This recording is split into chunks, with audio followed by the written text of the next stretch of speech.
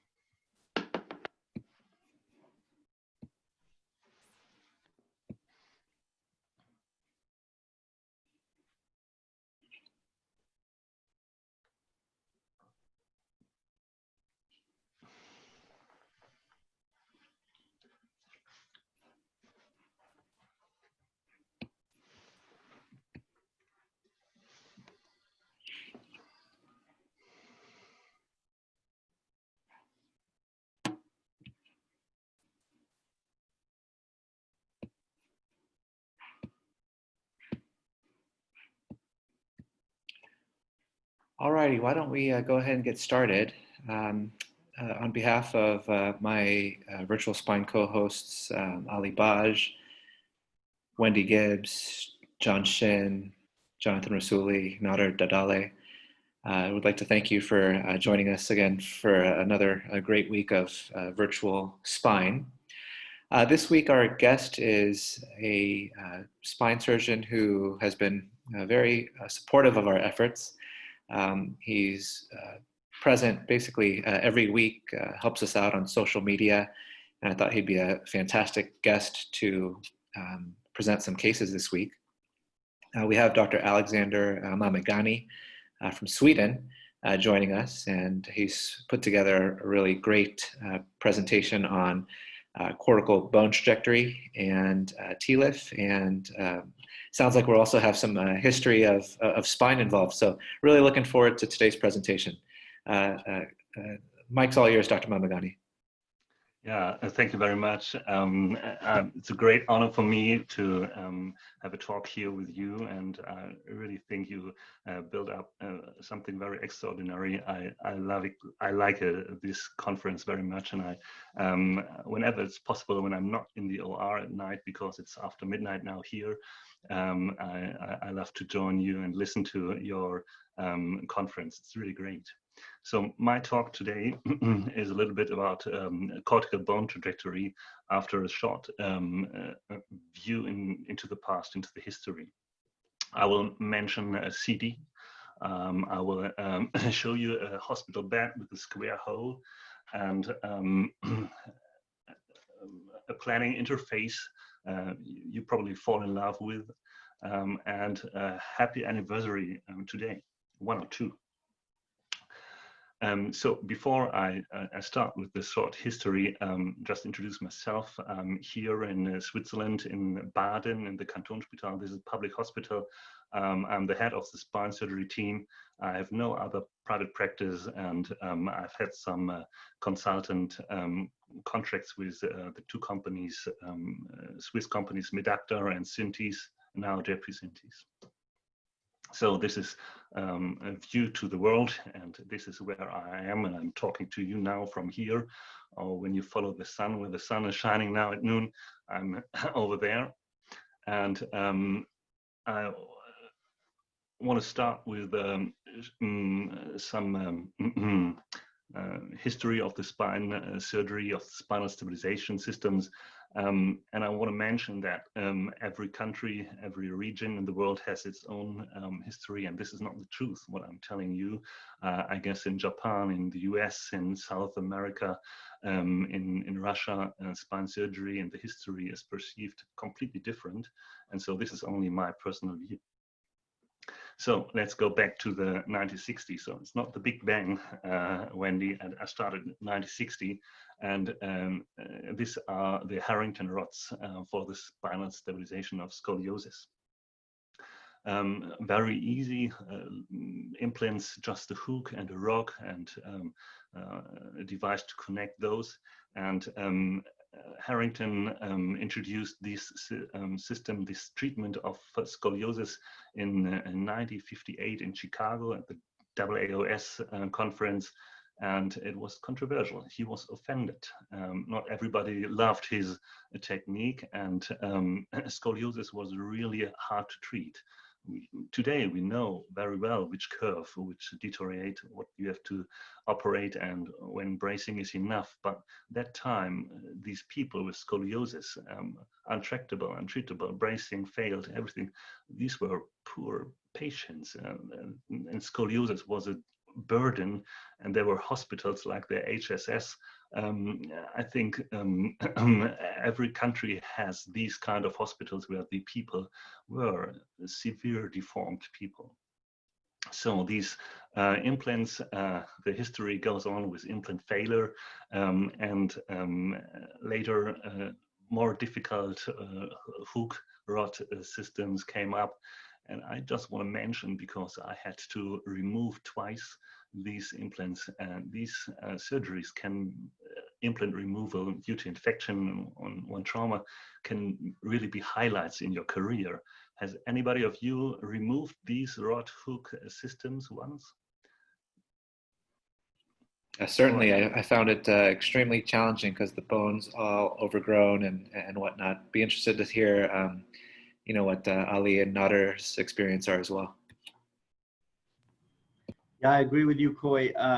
Welcome everyone. Thank you, Alex, for joining us. These are challenging to take out, and when you, unfortunately, they do present. They usually don't present with non-fusion, obviously, after so many years, but they can present with delayed infections, and it is a very challenging to take them out. You need metal cutting burrs. You need, you know, rod and wire cutting burrs. It's very challenging, and we all have to deal with them. Yeah, the first surgery, it was just a pure underestimation from me. I thought, oh yeah, metal hooks, I will take it out, but it ended up in a really disaster, and just want to mention it. So Harrington and his rods is a part of the medical history, worldwide famous. Everybody knows his names, and he was such a nice guy. He was looking nice, and he was a nice guy. And always when I see his picture, I think he laughs at me and thinks, "Oh, implant removal can't be that difficult." So Harrington built up this tray and found a manufacturer, and this was the first tray of spinal stabilization. It's pretty different to our trays. My simplest one is like 4 or 5 trays, and Zimmer was the manufacturer. In 1960, 1961, it was introduced to the market. Luque always has to be mentioned, and later Cotrel, Dubousset. So these two French surgeons, they were changing our view of scoliosis, because it was not just a stabilization or putting a curvy spine to a rod leading or ending up in a flat back. They were derotating the scoliosis, and was really the beginning of scoliosis surgery. And if you see, Yves Cotrel died last year in January, age of 93, and Jean Dubousset, he's still giving talks, excellent talks, and it's really nice to listen to him. He's full of experience, and it's really great. You can find these videos on YouTube, and it's really something. You go to history, and you can read from his lips, and it's really great. Cotrel, Dubousset, they are really legends, and Medtronic names their implants always CD, like CD Horizon or whatever. And you know, CD, this is Cotrel, Dubousset. So CD is not compact disc, nobody uses them anymore. Whenever you see CD, think about Cotrel, Dubousset. 2 names to remember for life. So France, now I'm here in Switzerland. This is a closer look to Europe. And if you have a look inside Switzerland, you find this situation here. This is Baden, where I talk to you. And this is Zurich. And Zurich was a neurosurgery department, very famous. It was Mameghani. He was in Zurich. And I want to show you this town. It's called St. Gallen. Has anybody heard about St. Gallen? This is a small town in the eastern part of Switzerland, and there's something happened, and it's not far away from my hospital. I can drive within 1 hour, 10 minutes, 70, 80 miles, and it's really close to our hospital. And in 1960, Maurice Müller became head of orthopedic surgery, and what he did really changed the world. Not everything by himself, but he was a motor. He was very charismatic, and he became head. And when you are head of a team, you can do the medicine you think that it's right. You have no boss telling you, do this, do this, do this. And he was really innovative. And you see him here on this photograph with Charlie, the British inventor of the hip, total hip, and he developed more and more, and he became really famous, worldwide famous. And this is his fracture classification. And this classification, the Müller classification, went over to the AO classification. And this A, B, C, we have from Maurice Müller, from his chef's fractures, like A, B, C. Later, Magerl took A, B, C for the AO spine classification, for the Magerl classification. But this was the mastermind of orthopedic surgery. He was named as the most influential orthopedic surgeon of the last century. He was a founder of the AO Foundation, the Arbeitsgemeinschaft für Osteosynthesefragen, and I think everybody knows what the AO is worldwide. In North America, it's the NAS is, I think, bigger than the AO, but worldwide, AO is really something very extraordinary. Magerl, I mentioned him. He was a resident in 1966 in St. Gallen, and he became later, after being attending, he became head of orthopedic surgery in St. Gallen, and he was one of the masterminds. May I ask the audience, when you see the massa lateralis screw, do you use Magerl technique or Roy-Camille technique? Do you go straight, like Roy-Camille mentioned it here, or do you go oblique, like Magerl published it parallel to the end plates of the facet joints? Hey, Dr. Mameghani. I use Magerl, and I kind of save Roy-Camille as a bailout if for whatever reason my Magerl screws break out. What about you, Nader?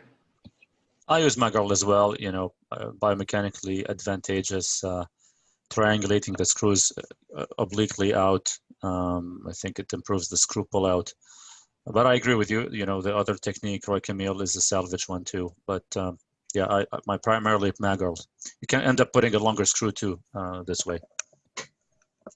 And it looks like from the chat box, Dr. Galdino and Dr. Goodwin at least intends to do Magerl. Yeah, so Magerl, and this is St. Gallen. This is 1 hour away from my hospital. And Magerl also was the first who is stabilizing the C1-2 segment with transarticular screws. This is the Magerl screw. This is the Magerl technique for massa lateralis, and this is the Magerl screw going from C2 entry point, ascending, going transarticular into the massa lateralis of C1. Does anybody use this screw today?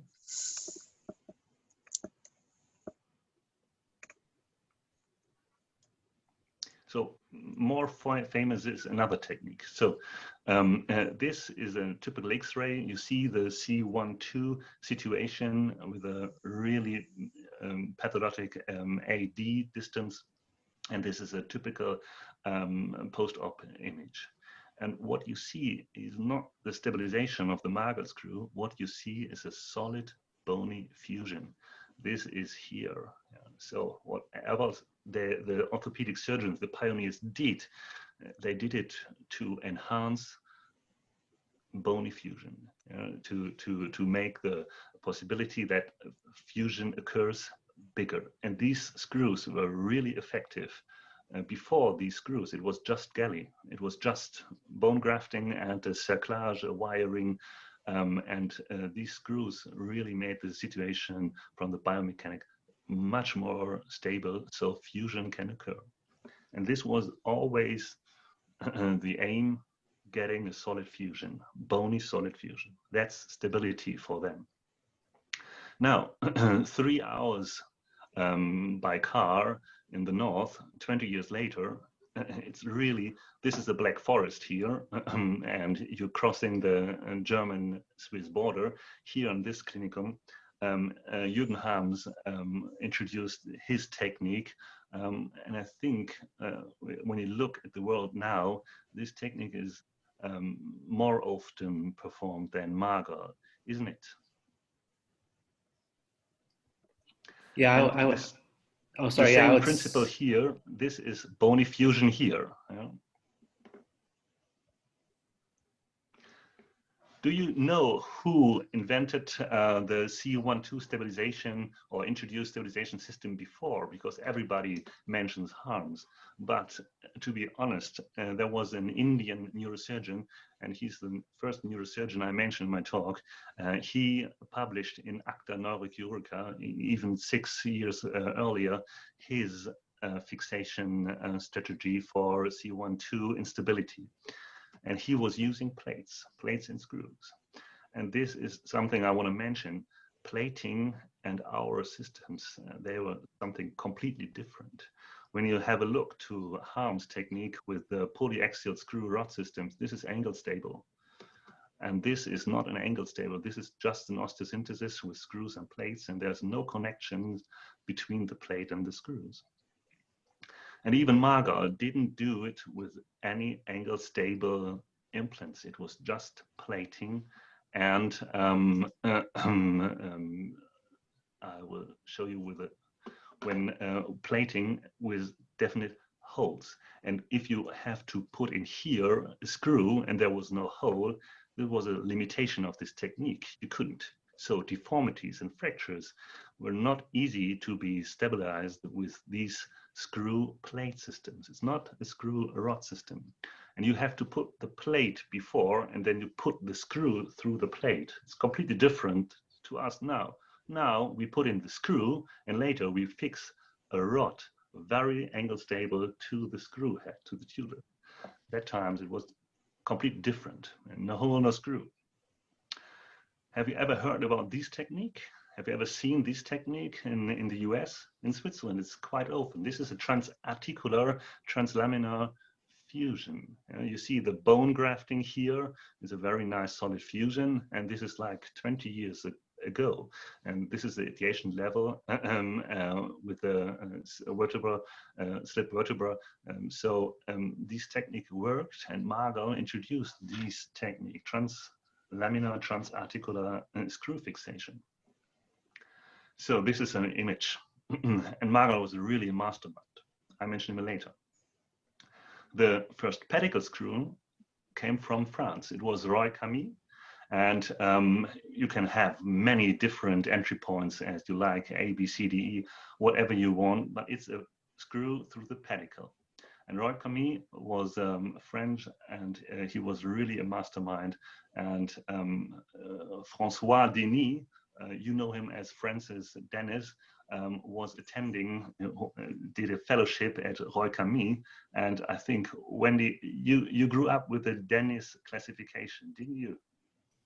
No, well, sort of, a little bit, but I don't believe in it now. I teach all my trainees not to use that. Good. In Switzerland, even in the country where Magerl worked, many radiologists still use the Dennis classification. And Roy-Camille was really a mastermind. And he did some osteosynthesis of the spine with pedicle screws. And again, it was the same principle like in the cervical spine from Magerl. You have to open, you have to make a reduction, but not with the implants. You just had to put the plate onto the spine and then drill and insert these screws. And this was not a really stable osteosynthesis. It was always multi-level. It was not a short segment stabilization did not work. And it's really important to understand today our implants are angle stable.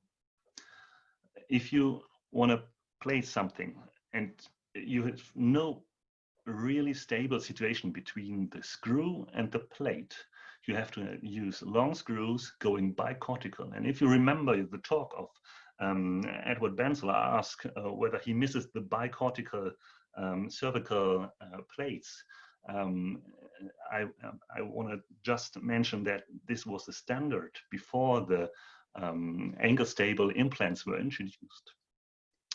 And so this is a variety of historic implants, and this has to be fixed bicortical.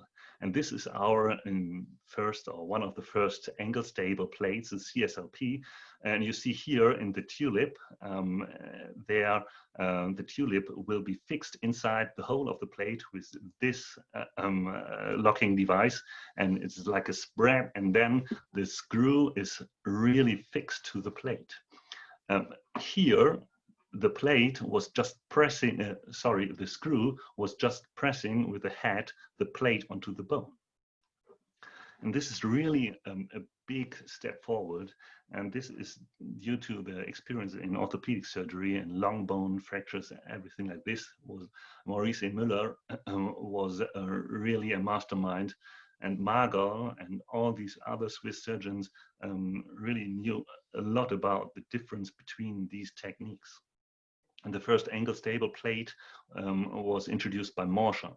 And Morscher was the head of the spine orthopedic surgery in Basel. It's like 40 minutes from my hospital. And I worked in Basel for 5 years. So this is the difference from a European world. It's really everything is very close and near here, and every surgeon was influenced by their neighbors. And Magerl, he was a mastermind, and he introduced something very important. It was the fixateur externe. He put long shunt screws in the Roy-Camille technique as a pedicle screw into the spine, into the vertebra, and fixed it with a huge external device. And these devices were really, you couldn't lie on your back because this was looking out of their back. And so you understand why there is a square hole in the bed. And this is not fiction, this is really true. These beds were existing in the mattresses and everything. This is really history of spine surgery here in Switzerland. Severely injured spine fracture with this stabilized with this external fixation, they allowed to mobilize the patient the next day. So this was really the big difference. If you had to plate them with a plate and a screw, which was not angle stable, the patients couldn't get up. They had to wait until bony fusion occurred, and then they could, after 6 weeks, after 3 months, they could get up.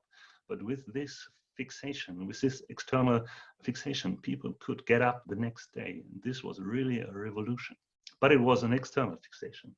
And from an external fixation, it's really, really hard. But it was really versatile. See, this slip vertebra, high-grade spondylolisthesis, it was reduced by this external fixation. Have a look what huge forces were bending the shunt screws. And you know, these are 6 millimeters or 5 to 6 millimeters shunt screws, and really hard to bend. Dr. And if Mameghani? something is... Hey, sorry to interrupt. On your previous slide, just for my understanding, can you comment on why the superior external fixation was placed at the level above the slip rather than in the actual slip level, L4 Yeah. rather than L5? Yeah, if you would love to put L5, then you see the angle is really difficult. And if you have these screws here in the ilium, or sacrum or ilium, then the external fixation system would have to be like this, and this angle is really this is too hard angle, and if you go to L4, it's better. And if you want to do some distraction or rotation, derotation, a long lever arm is good, but I think L5 would be a too long angle. It's too divergent. I've never used an external fixation. It was before my time. And when something is external, the human species tries to put it in an internal fixation. And this first fixation system was used in 1982 in Basel. It was an angle stable fixation system. Please note, the Roy-Camille technique with plates and screws was not angle stable the same way. So you could use this system to mobilize the patient the next day. And again, long shunt screws were used, but then they were cut here. Here they were cut with this pretty nice device. You don't see the dimension of this device. Does anybody use a fracture system with these screw cutter? Like the AO fixation, the USS fracture system, it's still available here, and this is like this tall. And the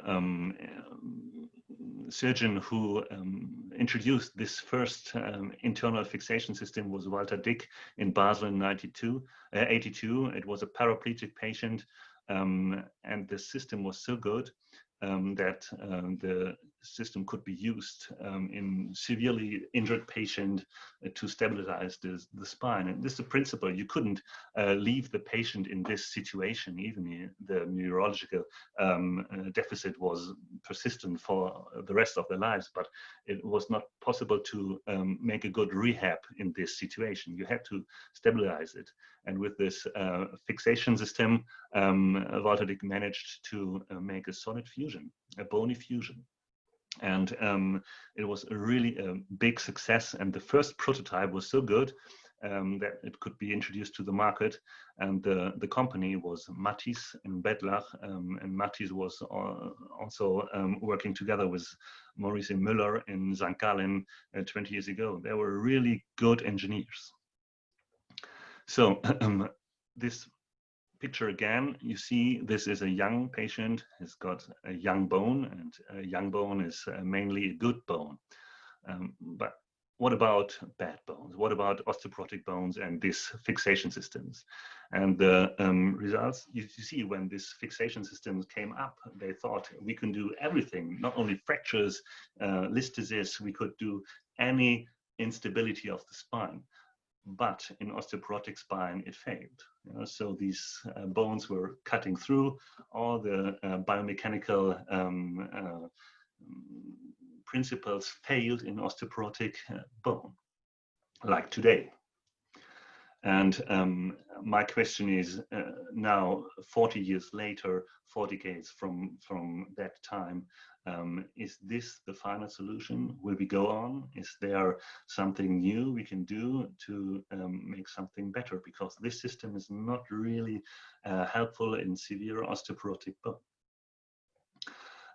Maybe it's now time to introduce something new. And this is the divergent screw. I will show you now the next part of my talk. Or has anybody questions to the first part of the talk?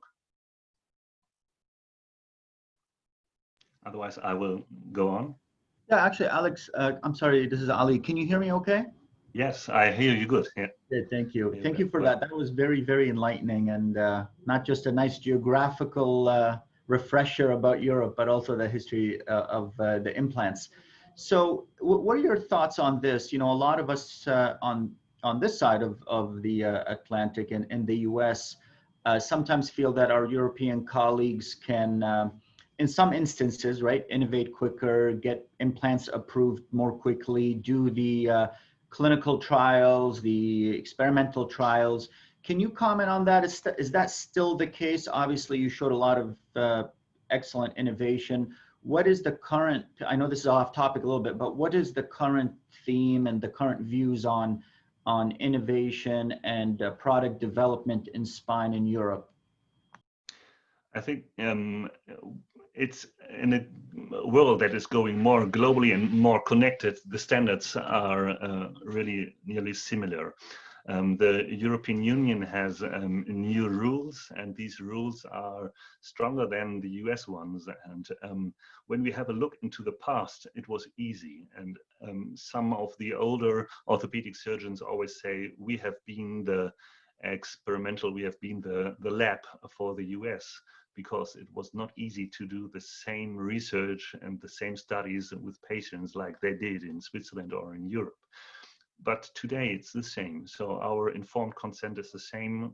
When we have to set up a study, it's with an ethical agreement. So the standards are the same. But in the past, there were big differences. So I just wanted to mention the surgeon alone is not able to do a revolution. He needs an engineer, and these engineers, like the companies, you know them all, Brown, Esculap, they are located in the southern part of Germany, in the Black Forest region, and this is really a factor which was very important. Because a good idea of a surgeon, hey, this will work, is nothing worse if you can't put it from what we call translational research, when you can't put it into a clinical practice. And these engineers are really important. And today it's industry, but in the industry there are really smart minds, and we have a contact with sales rep every day. But if you have a contact with the engineers in the companies, you learn they are really innovative, and they can realize your ideas. So my next slide is my next case. Maybe it's obvious, but may I ask, perhaps, Wendy, what do you see here from the radiologic view? All right, well, thanks. So it looks like you have an anterolisthesis of probably 4-on-5, although that you could have transitional anatomy here. I'm not sure. It looks a little bit unusual. That's your main problem. You also have something T2 hyperintense behind the spine, a little bit higher there, 5-4-3, top of 2. I don't know if that has anything to do with anything, maybe just a synovial cyst or something. Yeah. She has a radicular pain. I think it's a classic, and on every continent you will have these patients. It's a slip vertebra with a radicular pain, and the patient, you see this image is from 2016. Why don't we, sorry to interrupt, why don't we have the audience maybe chat in the chat box what they might do for this patient while you're telling us what you're doing. Yeah, I wanted to ask the audience the same here. You see, this is the paramedian cervical view, and you see the L4 nerve root is really compressed here. And this was 2016. And I think what you can do is any decompression and fixation system. Maybe somebody is convinced that decompression alone would be helpful. Not me. I would fuse this, and there are different techniques. But 2016, the patient didn't want to the surgery. Conservative, it was okay, and so she waited until she now came back, and she said it's worse than ever. And now this is the picture of the same patient 4 years later, and something changed. But it was not the change of L4-5. We have new diagnosis, and for sure, she has a severe osteoporosis. She has 2 vertebral compression fractures, and she is now with the same radicular pain. It's not a back pain more, but a radicular pain. And my question to the audience is, would you still recommend the same surgery? Or would you add something? Would you do something different? So osteoporosis is really a problem. This is the standing X-ray. I don't show the whole spine, but this is our problem of today. In Switzerland, people are very old.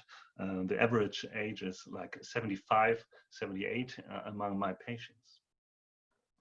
And I want to show you this technique, this cortical bone trajectory technique. And this is the principle. The screw is there where the bone is the hardest. And a screw where osteoporosis is a less huge problem, like in the traditional technique. The traditional technique Roy-Camille has introduced in spine surgery, and everybody knows Roy-Camille and his pedicle screws. In CBT technique, we use the same implants. It's not a different screw, it's not a different rod, it's all the same. The tribology is the same, and you can lengthen the constructs, and it's really, you don't have to order some new implants. While the traditional technique has got a lateral entry point, sometimes you find the pedicle screw is undersized in the huge pedicle. This is like a big patient, and I take 8mm screws, and then in the post-op X-ray, you see this tiny screw and this huge vertebra. But this is traditional technique. And most of the screw is in the spongious bone. It's not where the bone is the hardest, it's where the bone is the softest. Osteoporosis is my biggest problem. And I think, Nada, you mentioned it before, you are allergic to it. Huh? You can augment every screw today with cement, and this can save the screw. You can do it in a revision case, you can do it in the primary case, but it has got some disadvantages. The cortical bone trajectory screw is something completely different. You put in the screw where the bone is so hard that the loosening rate is less and the pull-out resistance is enhanced, and especially for the spondylolisthesis correction, you really have a good, strong construct. And the biggest advantage is you need a less big wound. The scar is so small that you really can't see from the scar of the back was it just ischectomy, 2-level decompression, and I have not expected that the difference is so big. In traditional technique, you have to go this way with your screwdriver and the screw, and this means you have to open the wound this way, and in the CBT technique it's completely different. It's another angle.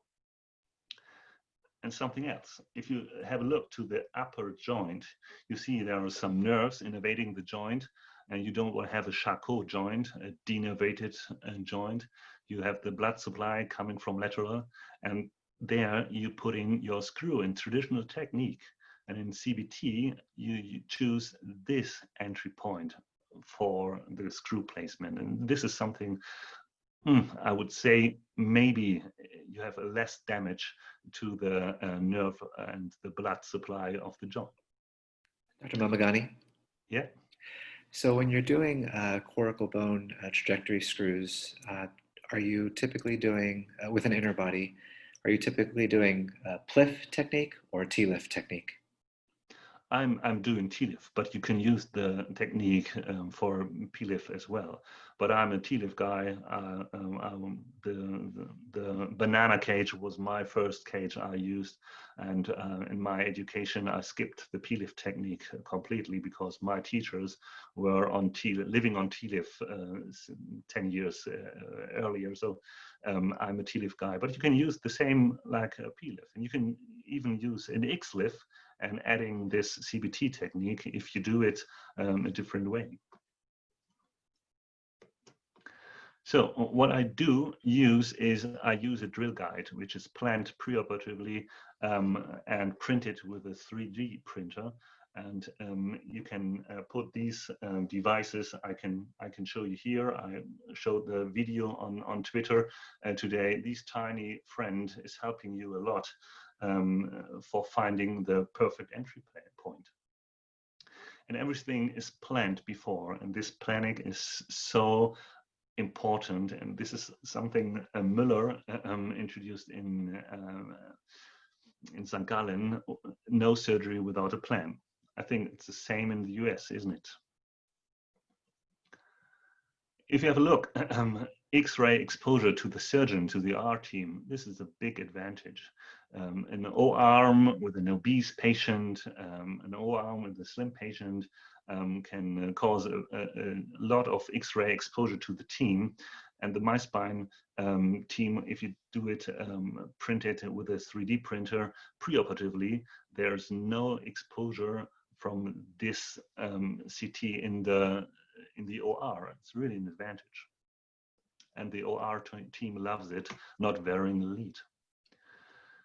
You can see this is the plan, and I want to just make a short change of the view. Does anybody see this now, this planning device?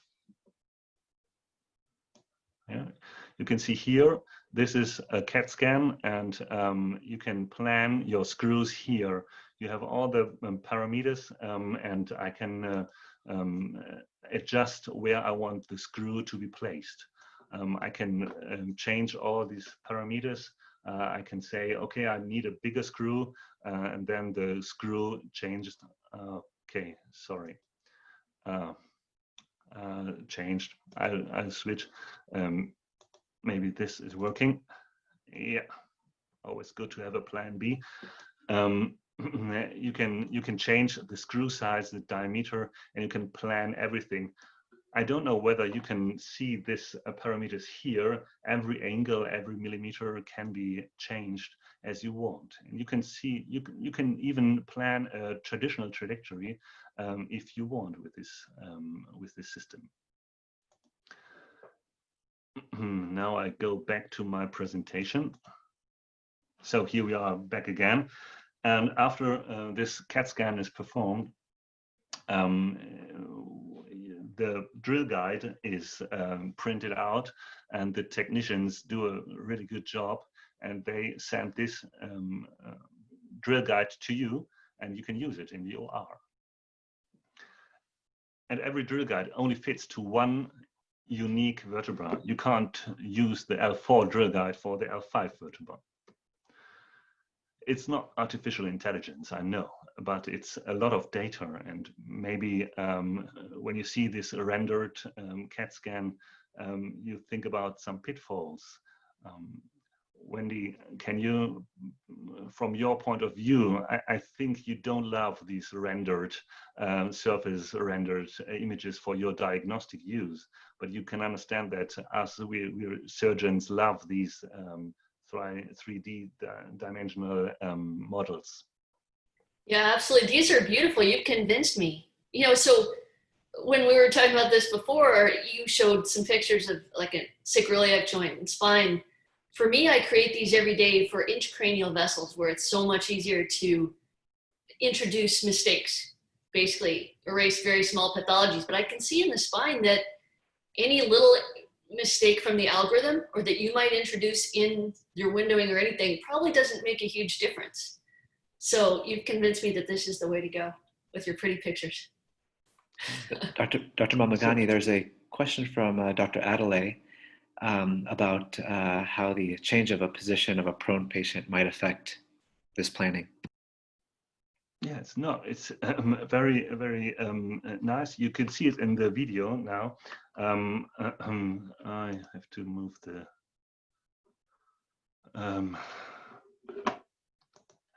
the position is not influencing whether it's prone or it's bended, because the drill guide fits on the lamina, and the lamina and the drill guide is always the same. They are fixed. Now I will show in this video the drill guide and how it fits on the lamina.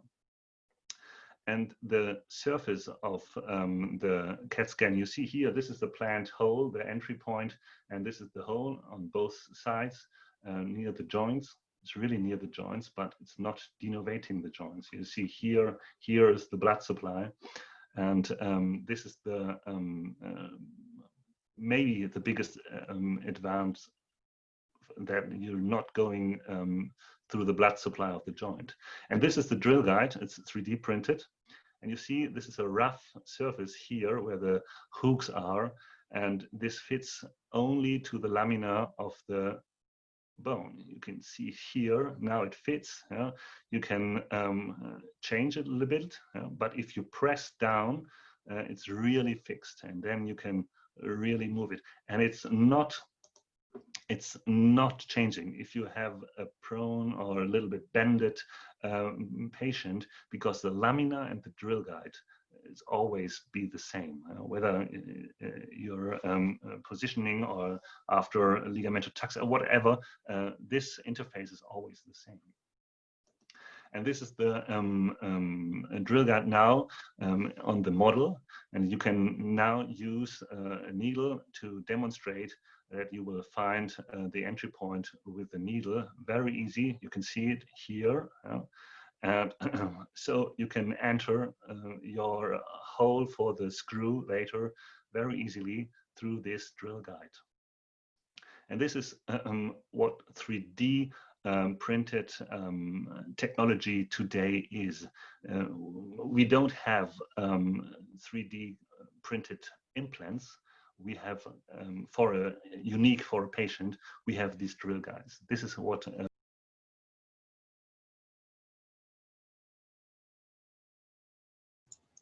oh, sorry, Alex, can you hear me? Yeah. I apologize, Yeah. I muted you by mistake. No problem.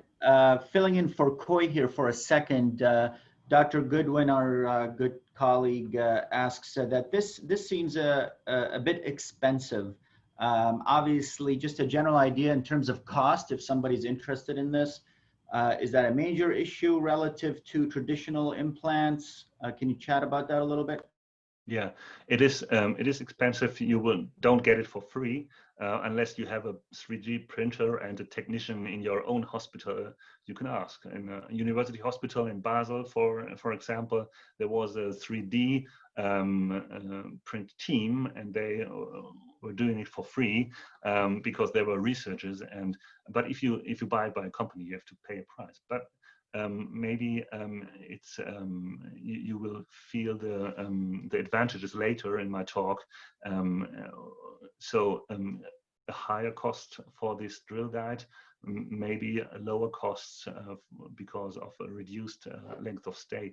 I will talk about this, but of course everything has a price. So you can see here the traditional technique on the left side and the CBT on the right side. And I think you can see from the Hounsfield unit that the traditional technique is in the weak bone, and in the strong bone there is the CBT screw. And by age, you see here on this chart, is the fourth decade. You see there is an increase of bone density. It's not BMD, it's not bone marrow, but it's density. It's a sclerosis of the bone near the joints increased with every decade. And in the bone marrow, density decreases. And so this technique goes the way where the biology of the old patient goes. This is the 4 points of contact. In the entry point near the pars interarticularis. The second is the lower part of the pedicle where the bone is the strongest. The third cortical area is the lateral part of the pedicle. And the fourth is here under the upper end plate. There the bone is the strongest. If you compare traditional to CBT and you put in some colors, you see that the bone density, the Hounsfield unit, I'm now, today the 1st of October, the 1st of October in 1971, the first CAT scan was performed. This was an anniversary I just forgot. So 49 years ago, the first CAT scan was performed this day. And the Hounsfield unit, if you have a look, then you see here where the entry point is, the bone is the hardest. And even where the screw ends in CBT technique, the bone is harder than in the traditional technique. you can color it. And if you do it like this, it's like a weather map where the storm is and where it's calm. And you see the CBT technique is where the bone is the hardest. And here you have a good screw bone interface. Whereas here in this soft bone, the screw is not so good. And this is a philosophy. The denser bone, it's a stronger screw. And I think everybody of us who introduces screw into the bones knows sometimes it's like you're drilling into butter, and sometimes you're drilling into to a really good stone. And the studies are really showing consistently that every parameter is the same. The pull-out strength is much better in CBT technique than in traditional technique. And the rotational stability is not so good if you see at the constructs, but the AP forces are really better antagonized with this CBT technique. Dr. Mameghani. Yeah. Is now a good time for a couple questions from the audience? Yeah. So first, Dr. Baj is asking about drawbacks and disadvantages of these implants specifically. No, you see, this technique is used freehand before. So this is not a technique which is related to this 3D drill guides. You can place a CBT screw without this drill guide in freehand. So the first pioneers put in freehand. And the same is in navigated systems. And I don't know if there are any drawbacks from these. I think the FDA approval is there, and there are some American surgeons using this technique as well with the 3D printed drill guide. Gotcha. And that ties into Dr. Adelaide's question, which is, will you be going over sort of the freehand technique landmarks? I will mention it later in my talk, and I show you, because I do them navigated, and I show you why it's so hard for me to do it freehand. If you measure the torque, you see the torque is much bigger in CBT. And you can measure it in a study in a cadaver lab with a machine inserting the screw, and the forces are nearly double. And you feel it. When I use this technique, I can always feel, and I'm surprised why an 80 years old patient has such a good bone. Even if in S1 it's easy to use this drill guide, again, this is S1, the surface here only fits in S1, and you can insert in S1 as well, because many surgeons are not aware that this technique works in S1 as well. So long-term experience. And all these data are mainly from Asia, Italy and Asia. And in Japan, this technique is widely used today. And Japan is really far away from Switzerland. And this is really amazing why I haven't heard about this technique for 15 years. So the first time I heard CBT was possible was like 5 years ago. I don't know. Have you ever heard about this technique before? The strength of the screws is good, and the data show that a too short screw, like 25 millimeters, is not so good. If you have a 35 or 40 millimeters long screw, it's much better. And the meta-analyses are there, and if you have a look through the data, you see mainly 3 big differences.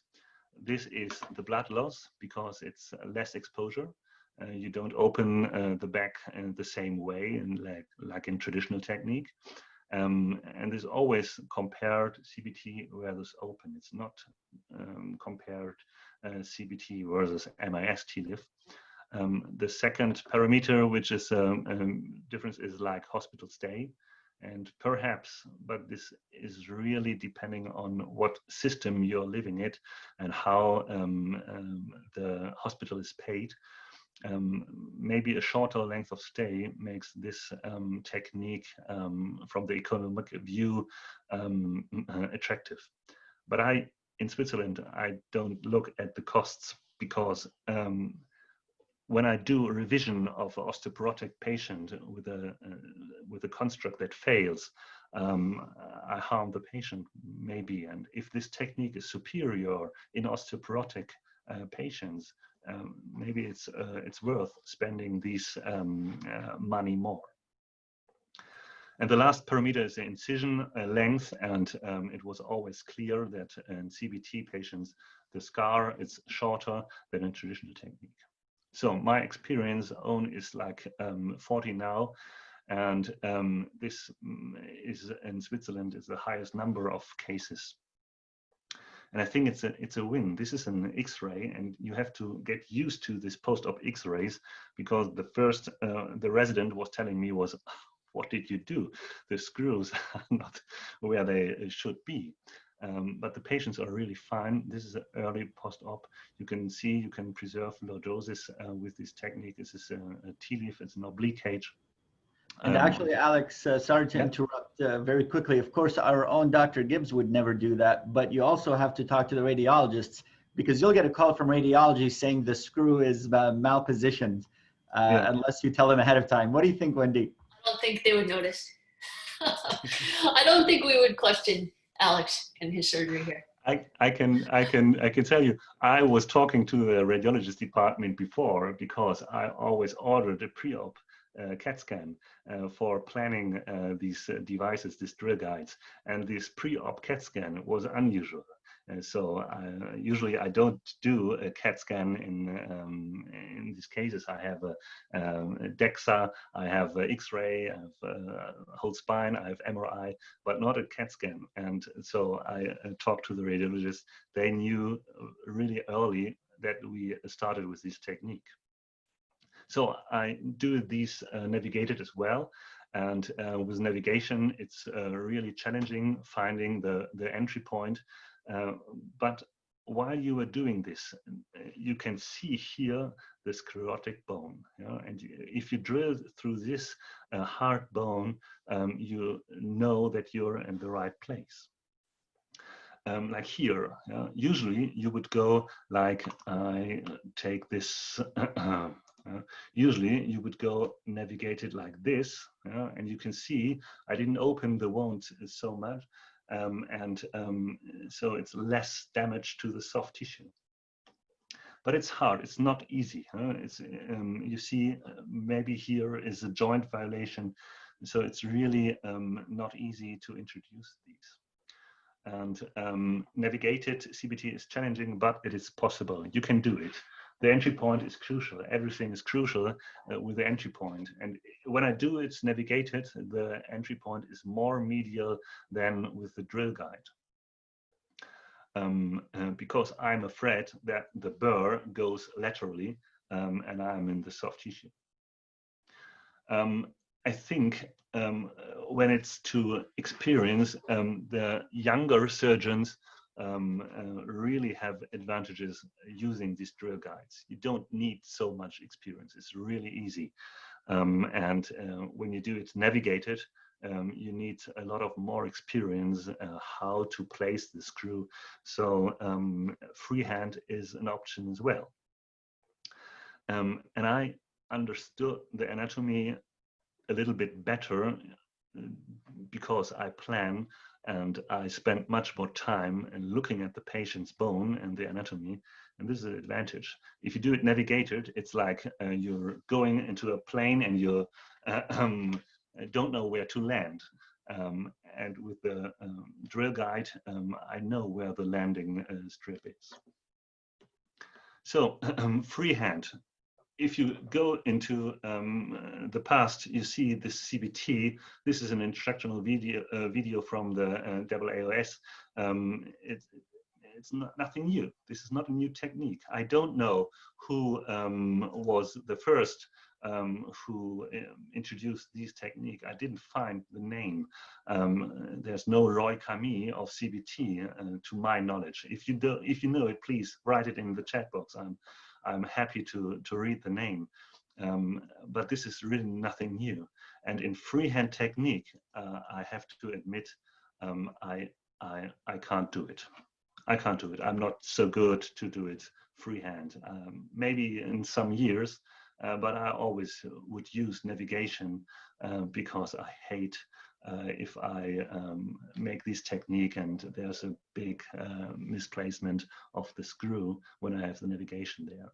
But thanks to the pioneers who tried this way of placing a screw, I don't know what my teacher would have told me if I told him, hey, Professor January, what about placing the screw this way? So the pioneers, a guy who had this idea, thank you very much. So I think it's 1 o'clock here in Switzerland, it's 7 p.m. Do you have some questions still? Yeah, Dr. Mameghani, that was great. There are 2 questions before we close up for the evening. The first question is whether you tap before you place the actual screw. This is mandatory. I'm not only tapping once, I'm tapping 3 times. First with a 4 or 5 millimeter tap, then with a 5 millimeter tap, and then with a 6 millimeter tap. Because if you don't tap, you can break the bone and then the bone explodes and your perfect plan vanishes into nothing. So tapping is crucial. Never forget the tapping. Great. And then final question by Dr. Cavagnaro. Great question actually is, can you use this technique in the thoracic spine where the anatomy is a little bit different? Yes. In Switzerland, in the Schultes Clinic, my colleagues use it even for the really challenging neuro-orthopedic, the kids, the young patient with a severely deformed spine, and they use multiple of these drill guides, not like me, mono or bisegmental, and they look like 10, 15 of these drill guides, and they really are much faster. And this is thoracic and even cervical spine. The university in Zurich, Balgrist, Mazda Farshad uses it cervical spine as well. Not divergent, but for pedicle screws and cervical spine. Great. Well, Dr. Mameghani, thanks again for really a great session. We'll have it up on YouTube before long, and we'll definitely need to have you back to speak on another interesting topic at some point. Thank you very much for having me. I believe Dr. Shin is in charge of next week and topics to be determined, but as usual, we appreciate everyone's attendance and look forward to seeing you all next week.